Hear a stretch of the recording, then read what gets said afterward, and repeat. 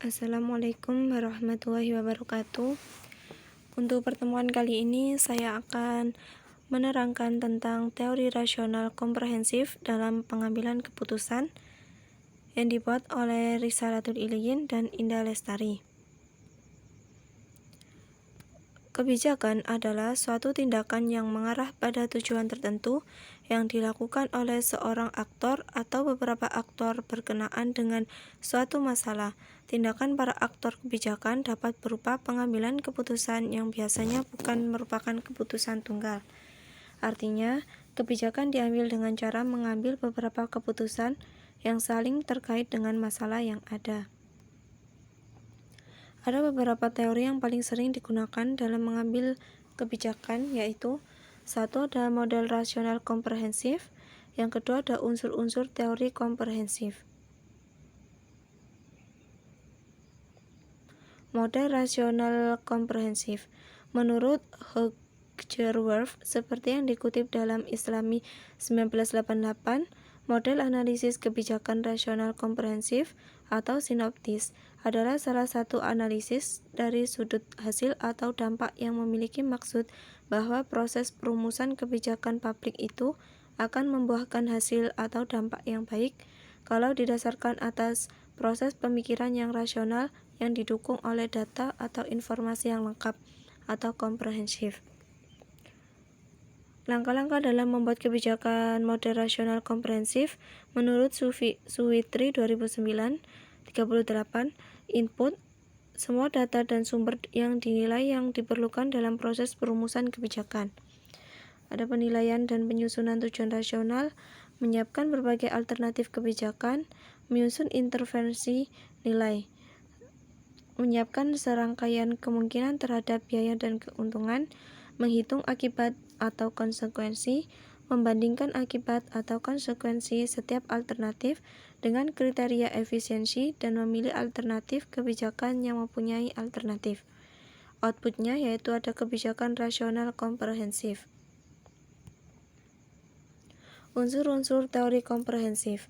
Pembuat keputusan dihadapkan pada suatu masalah tertentu yang dapat dibedakan dari masalah-masalah lain.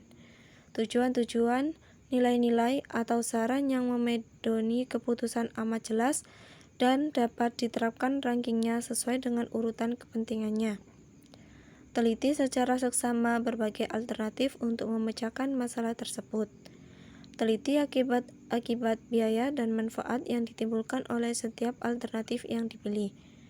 Setiap alternatif dan masing-masing akibat yang menyertainya dapat diperbandingkan dengan alternatif lain yang ada. Pembuat keputusan akan memilih alternatif dan akibat-akibat yang dapat memaksimalkan tercapainya tujuan, nilai, atau saran yang telah ditentukan. Terdapat beberapa hal yang menyebabkan terbatasnya rasionalitas manusia sehingga manusia mempunyai ketidakbebasan dari kesalahan. Menurut Simon dalam Liblom 1986-23-27, yaitu satu manusia memiliki keterbatasan intelektual. Kelemahan ini dapat menjadi kesukaran bagi manusia secara sementara atau permanen. 2. Manusia memiliki keterbatasan informasi yang disebabkan terlalu banyak ataupun terlalu sedikitnya informasi yang dapat diperoleh. 3. Manusia selalu berhadapan dengan konflik nilai-nilai dan kepentingan masyarakat. 4. Manusia mempunyai keterbatasan waktu, tenaga, dan biaya. Ada beberapa masalah di berbagai negara berkembang, seperti Indonesia, untuk menerapkan teori rasional komprehensif ini, karena beberapa alasan yaitu 1.